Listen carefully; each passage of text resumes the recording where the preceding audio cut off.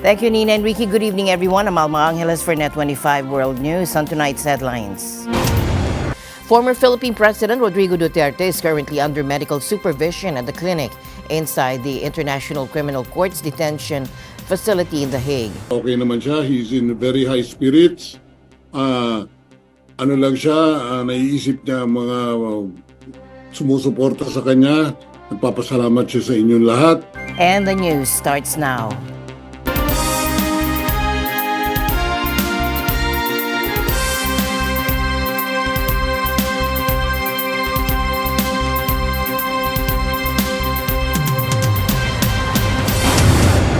Former Philippine President Rodrigo Duterte is currently under medical supervision at the clinic inside the International Criminal Court's detention facility in The Hague. Here's more. His lawyer, Harry Roque, shared his update recently. Since Duterte was transferred into ICC custody, only a handful of people have been allowed to visit him. And these include his daughter, Vice President Sara Duterte, and former Executive Secretary Salvador Medaldea. So ES, kamusta po ang ating presidente? Magandang hapon po sa inyong lahat. Okay naman siya. He's in very high spirits. Ano lang siya, naiisip niya mga sumusuporta sa kanya. Nagpapasalamat siya sa inyong lahat. Isa sa medyo namimiss niya yung kanyang usual na kinakain, yung tuyo, yung munggo, at higit sa lahat, yung piniritong saging. Yun ang nawawala sa kanya. Other than that, he's okay.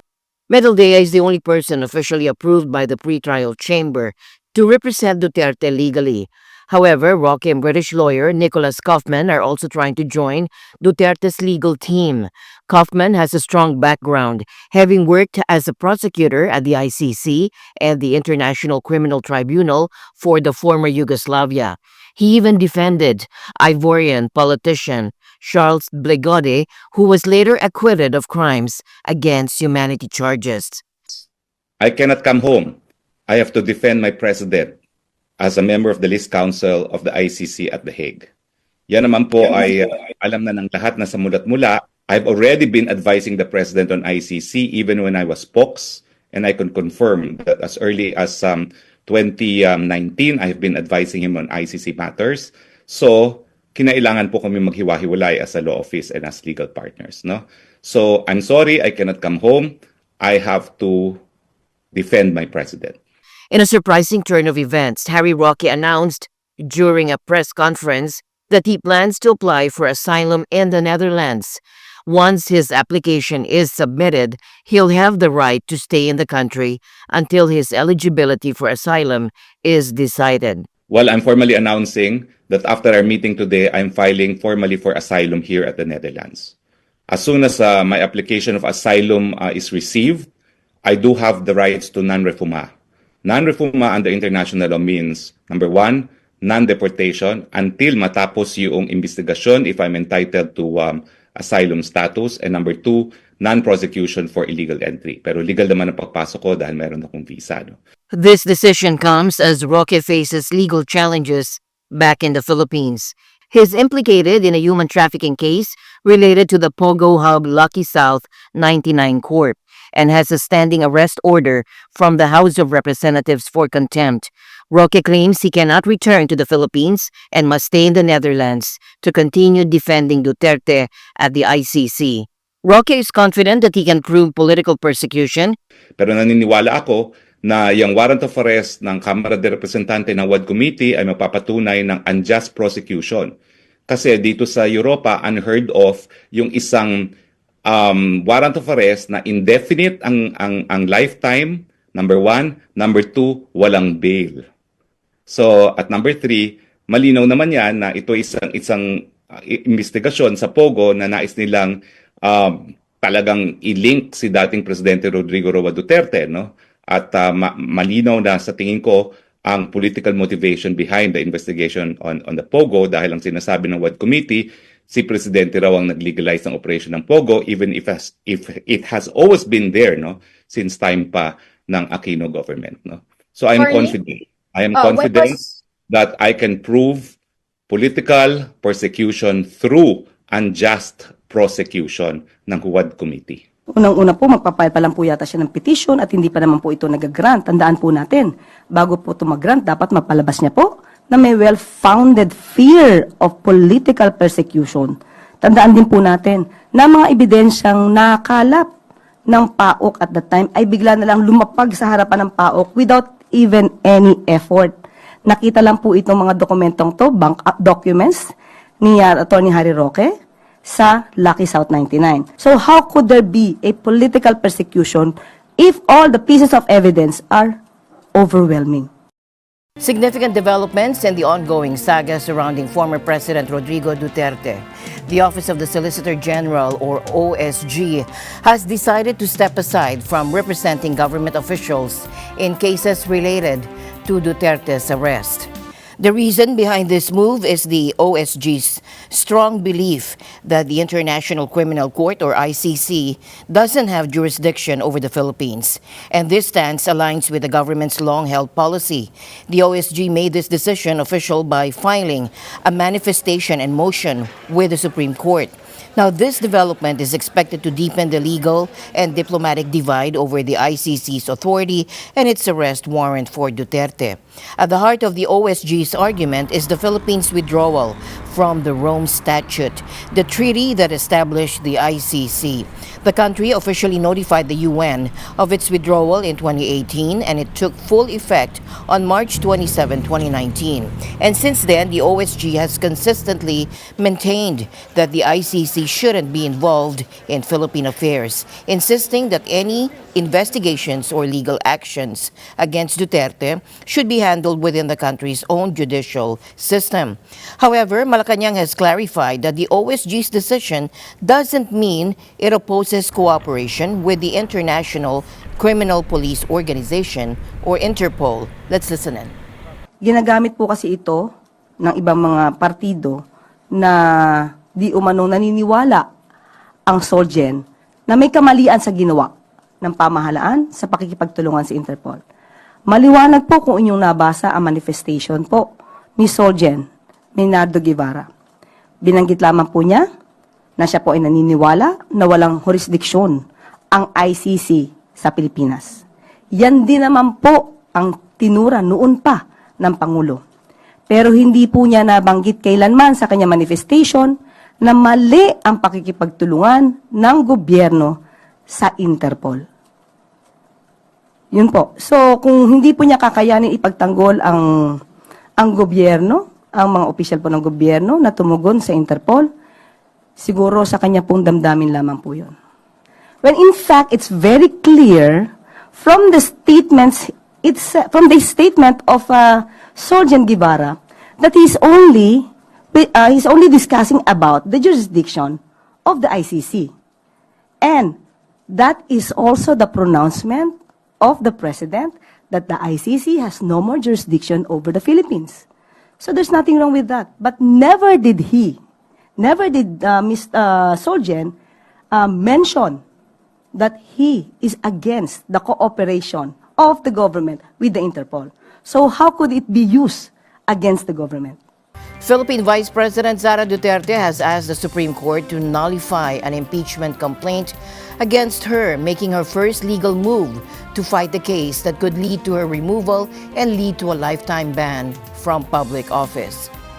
The lower house impeached Duterte on February 5 on accusations such as budget anomalies, amassing unusual wealth, and an alleged threat to the lives of Philippine President Ferdinand Marcos Jr., the First Lady, and the House Speaker.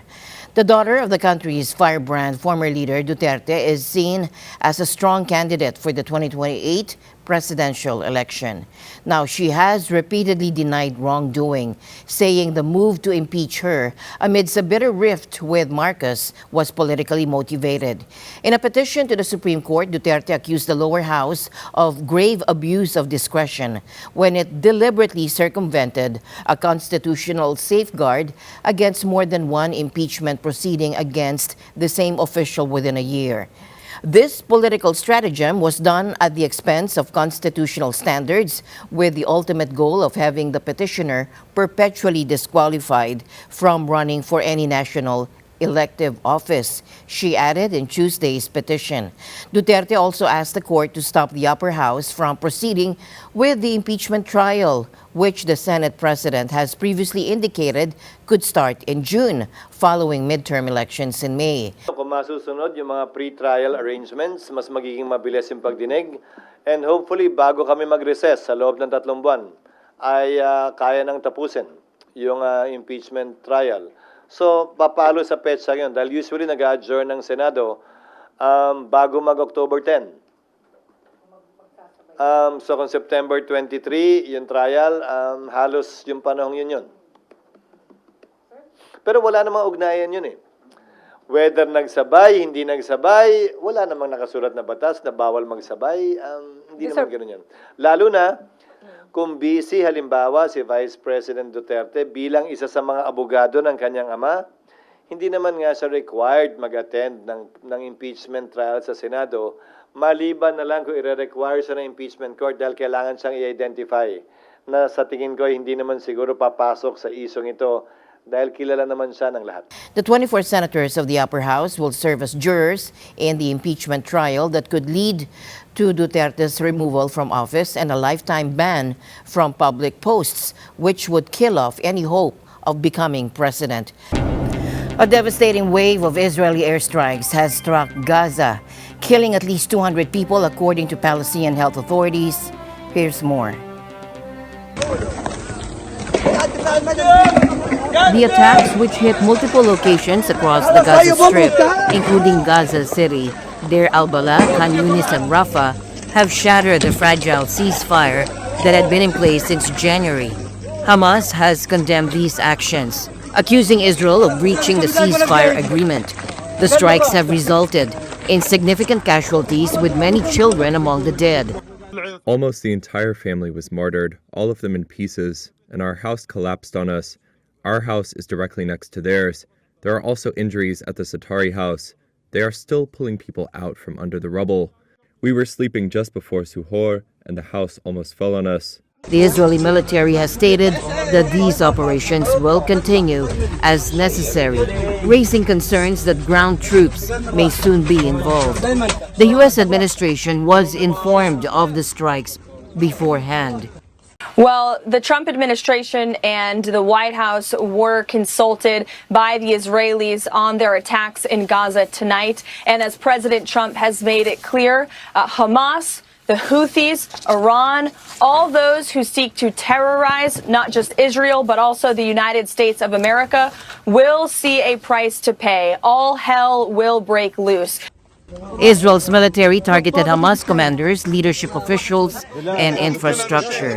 And the attacks come after stalled negotiations in Doha, where Egyptian and Qatari mediators were trying to bridge the gap between Israel and Hamas. Israel has been pushing for the return of 59 remaining hostages held in Gaza in exchange for a longer-term truce. The Israeli Air Force initiated a series of attacks against Hamas targets in Gaza. We will show no mercy on our enemies. Let me be very clear. Israel will not stop until all of our hostages are back home. However, Hamas insisted on negotiating a permanent end to the war and a full Israeli withdrawal from Gaza as per the original ceasefire terms. A dramatic showdown is unfolding in Washington as a U.S. federal judge demands answers from the Trump administration over the deportation of hundreds of Venezuelans. Take a look. A U.S. judge on Monday ordered the Trump administration to give details about the hundreds of Venezuelans it had deported, despite that judge blocking them from doing so. Judge James Boasberg also gave the administration until Tuesday to explain why it believed it had complied with his order. The White House said the more than 200 Venezuelans deported to El Salvador were members of the Tren de Aragua gang. The deportations happened over the weekend, many under an 18th century law known as the Alien Enemies Act, historically used only in wartime. Sir, there's been some criticism that the Alien Enemies Act has only been invoked 3 other times. They were all during times of war.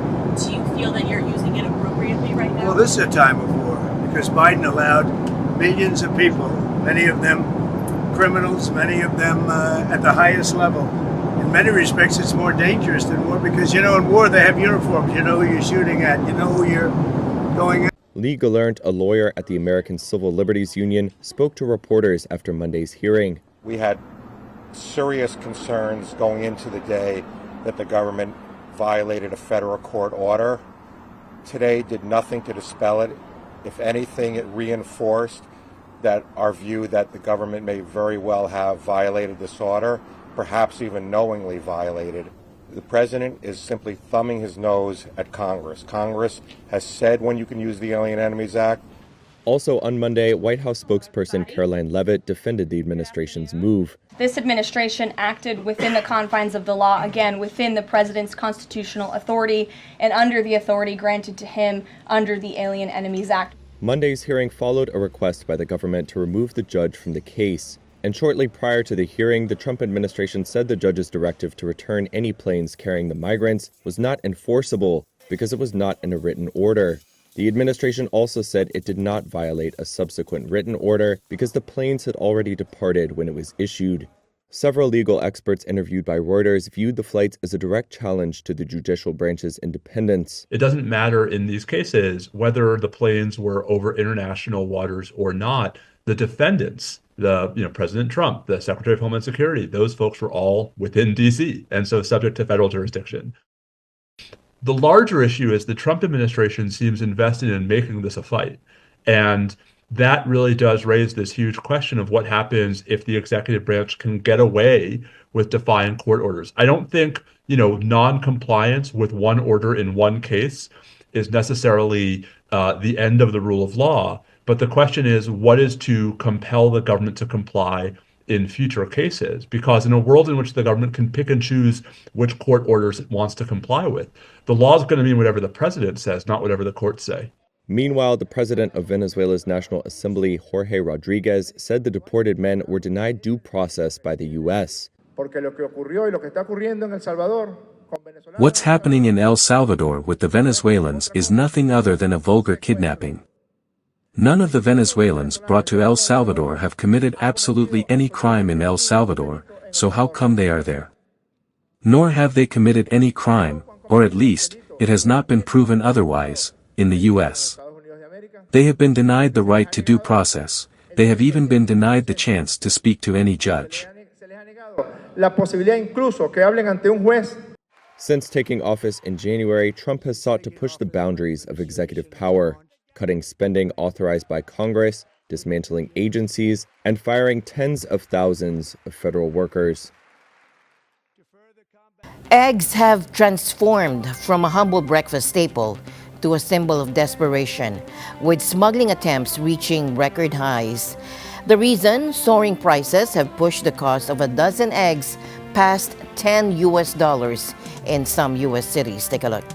Our online inquiries have been filling up more than ever. People are very interested in being able to have backyard hens for fresh eggs. Then they don't have to worry about the price of eggs at the store, and they don't have to worry about if there are eggs at the store or not. We've been through this previously, and the price of eggs always seems to even out. They come back down, but it takes a while because it does take 4 to 6 months for a baby chick to grow up to start laying eggs.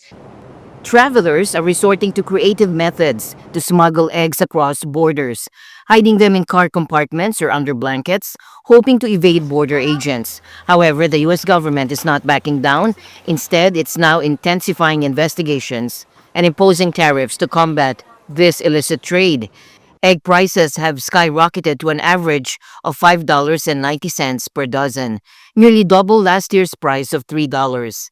Meanwhile, in Mexico, a dozen eggs can be purchased for as little as $2, fueling a thriving underground market. Eggs, you need them for so many things, for so many recipes, for baking, and lots of people just eat them just for breakfast, but you find out that you need them for so many other things.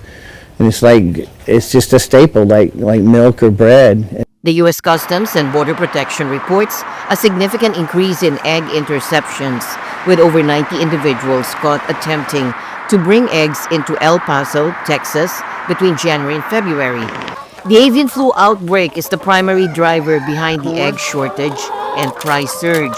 Millions of birds have been culled, leaving store shelves bare and driving up demand. And as a result, shoppers are hoarding eggs, further exacerbating the shortage. The profit margin is very slim because I have to buy the feed is so expensive, and just the cost of maintaining the facilities and everything else. It's just there's not a lot of money in it. The U.S. Department of Justice is investigating potential price gouging by large egg producers. I've had to ask people to keep it to 2 dozen because I'm afraid some people have been coming in and buying all the eggs and then reselling them, which is not really fair to the other customers that come in and then there's nothing for them. The Department of Agriculture has invested $1 billion to address the crisis, with $500 million focused on farm biosecurity. However, the government warns that illegal imports pose significant health risks. Adding fuel to the fire, the Trump administration has imposed a 25% tariff on egg imports from Mexico and Canada. In 2023, Canada exported $44 million worth of eggs to the U.S., and Mexico exported $1.54 million. With fines in place and tariffs looming, the egg smuggling saga is far from over. This unexpected black market obsession highlights the desperation of consumers and the challenges facing the U.S. egg market. Indonesia has begun repatriating hundreds of its citizens who were rescued from online scam compounds in Myanmar. This is the largest batch of arrivals following a multinational crackdown on these illegal operations. A total of 554 Indonesians are expected to arrive in Jakarta over Tuesday and Wednesday, traveling from Miyawadi via Thailand. Upon arrival, they will be taken to a facility typically used for Hajj pilgrims, where police will question them to determine if they were victims or perpetrators of the scams. Many of these individuals suffered severe treatment, including beatings, electrocution, and threats of organ removal if they failed to meet targets set by the criminal groups. The scam centers in Myanmar are part of a broader network across Southeast Asia involving the trafficking of hundreds of thousands of people to generate billions of dollars annually. The UN estimates that these scams have resulted in significant financial losses with minimal government intervention until recently. Para korban yang merupakan pekerja warga negara. The victims, who are Indonesian workers, have been subjected to various pressures and physical violence, such as beatings and electrocution, and were even threatened to have their organs removed if the targets given by the cartels or dealers are not met. The crackdown was intensified after a high-profile case involving a Chinese actor who was trafficked to Myanmar. Meanwhile, the humanitarian situation in Myanmar continues to deteriorate due to cuts in U.S. aid and ongoing violence by the military junta. The UN has warned that these cuts are exacerbating an already dire situation with increased airstrikes and violence. But just when Myanmar wondered if conditions could get any worse, they are now becoming exponentially worse. And this is not because of the military junta. It is because of us, the international community. The sudden, chaotic withdrawal of support, principally by the government of the United States, is already having a crushing impact on the people of Myanmar. The abrupt termination of this support is going to kill them. Untold numbers of people, including children. I've talked to people who suddenly have life-saving programs that have been stopped, terminated. We have HIV patients who have been missing their medications for now 7 weeks. Tuberculosis patients. This is just a catastrophe that is unfolding. The Australian Foreign Minister Penny Wong has expressed deep concern over anonymous letters sent to residents in Melbourne, offering a substantial reward for information about Kevin Yam, a Hong Kong pro-democracy activist and Australian citizen. The letters, which promised 1 million Hong Kong dollars, were reportedly mailed from Hong Kong and included contact details for the Hong Kong police. Kevin Yam is wanted by Hong Kong authorities for his involvement in organizing anti-government protests in 2019. The Australian government does not accept other governments interfering with our citizens, making anybody feel unsafe.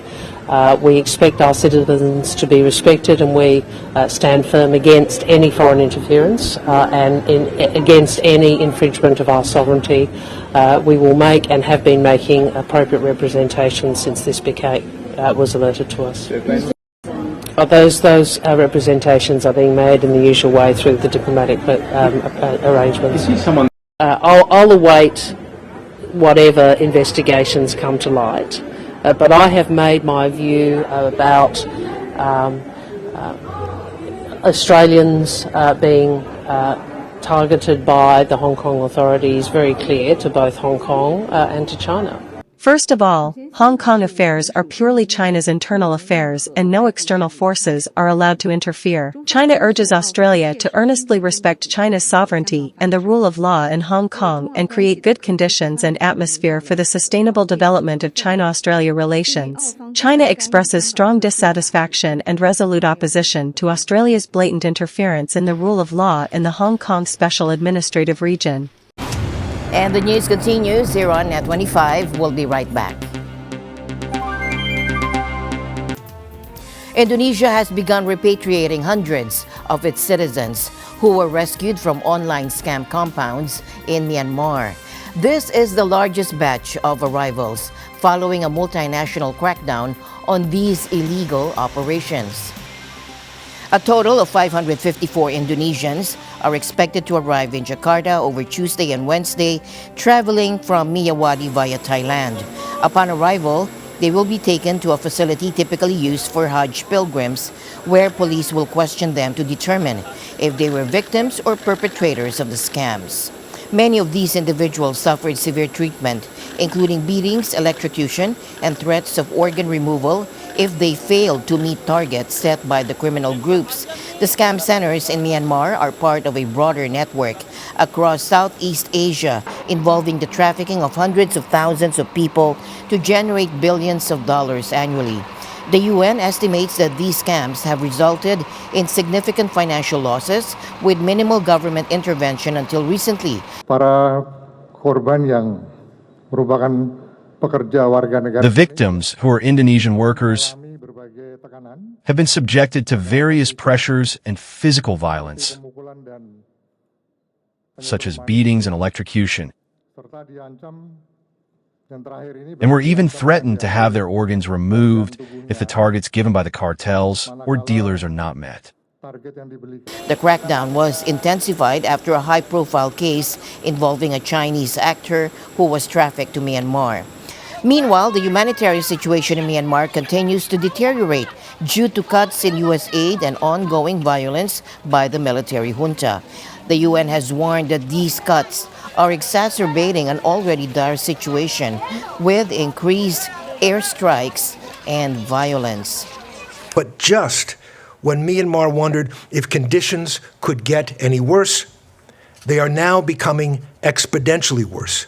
And this is not because of the military junta.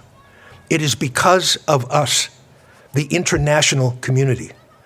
The sudden, chaotic withdrawal of support, principally by the government of the United States, is already having a crushing impact on the people of Myanmar. The abrupt termination of this support is going to kill them. Untold numbers of people, including children. I've talked to people who suddenly have life-saving programs that have been stopped, terminated. We have HIV patients who have been missing their medications for now 7 weeks. Tuberculosis patients. This is just a catastrophe that is unfolding. The Australian Foreign Minister Penny Wong has expressed deep concern over anonymous letters sent to residents in Melbourne. offering a substantial reward for information about Kevin Yam, a Hong Kong pro-democracy activist and Australian citizen. The letters, which promised 1 million Hong Kong dollars, were reportedly mailed from Hong Kong and included contact details for the Hong Kong police. Kevin Yam is wanted by Hong Kong authorities for his involvement in organizing anti-government protests in 2019. The Australian government does not accept other governments interfering with our citizens, making anybody feel unsafe. We expect our citizens to be respected, and we stand firm against any foreign interference and against any infringement of our sovereignty. We will make and have been making appropriate representations since this was alerted to us. Those representations are being made in the usual way through the diplomatic arrangements. I'll await whatever investigations come to light. But I have made my view about Australians being targeted by the Hong Kong authorities very clear to both Hong Kong and to China. First of all, Hong Kong affairs are purely China's internal affairs and no external forces are allowed to interfere. China urges Australia to earnestly respect China's sovereignty and the rule of law in Hong Kong and create good conditions and atmosphere for the sustainable development of China-Australia relations. China expresses strong dissatisfaction and resolute opposition to Australia's blatant interference in the rule of law in the Hong Kong Special Administrative Region.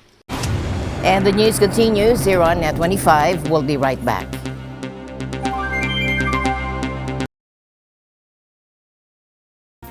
In London, following meetings with British and French leaders, Canadian Prime Minister Mark Carney has called on U.S. President Donald Trump to end his disrespectful comments. And this comes as Trump threatens tariffs and muses about making Canada the 51st U.S. state, putting future trade talks in jeopardy. Here's more. Today, I don't think one needs to respond to every comment about another country. Look, we can stand up for ourselves. It's Canada strong. We can stand up for ourselves. We've called out those comments. They're disrespectful. They're not helpful. And they need to stop before, and they will have to stop before we sit down and have a conversation about our broader partnership with the United States. We take our own decisions with respect to our bilateral trade relationships with the United States. We're not trying to organize a coordinated retaliation. Other countries will take those decisions. For example, what we can do are a series of measures, and there are limits ultimately to this, but there's a series of measures that have maximum impact on the United States and minimum impact on Canada. Canada officially will soon have a Prime Minister as Canada's Liberal Party elected Mark Carney. This election was prompted by Prime Minister Justin Trudeau's resignation last January. Mark Carney was a former governor of the Bank of Canada in 2008 and the Bank of England in 2013. He is also serving as the UN Special Envoy for Climate Action and Finance. He has never been elected to public office. It is my honor to respond to the Governor General's request that I form a government. And it's a solemn duty to serve as Prime Minister at this time of great consequence for our country. Since Carney's win, the Liberal Party has gained more popularity and support based on recent polls against the previously dominant Conservative Party, led by Pierre Poilievre, whose rhetoric has been similarly compared to Trump's.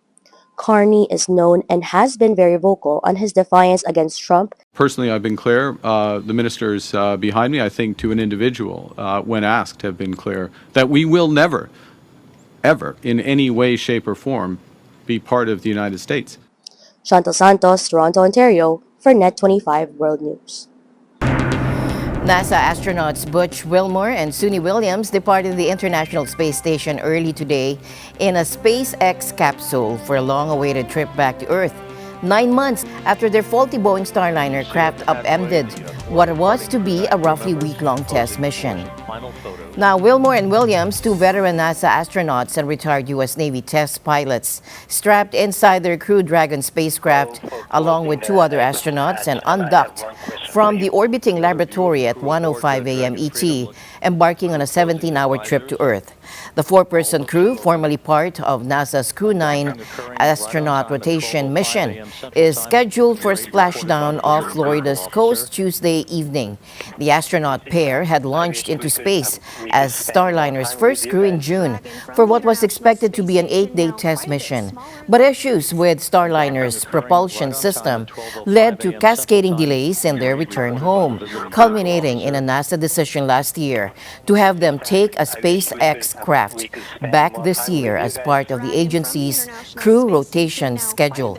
Upon splashing down, Wilmore and Williams will have logged 286 days in space, longer than the average 6-month ISS mission length, but far short of U.S. record holder Frank Rubio.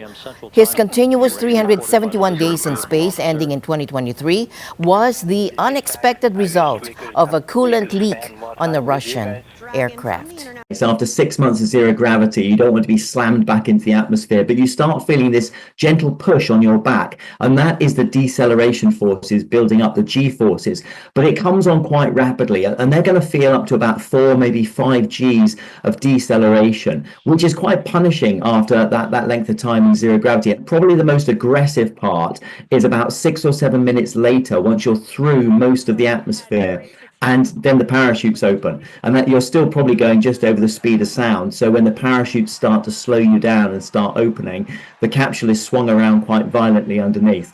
But it's, anyone who enjoys roller coaster rides, it's nothing worse than that. Yes, the first couple of days are going to be fairly rough because your body is adjusting very rapidly to gravity. Your proprioceptive system kicks in. There might be some nausea, some dizziness, some vertigo, and your bones and your muscles are getting used to that loading as you stand up and walk around. Your balance is having to kind of regain, and get a sense of where you are. And with that, we end tonight's broadcast. For everyone here on NET25, I'm Alma Angeles. Thank you for joining us. Good night.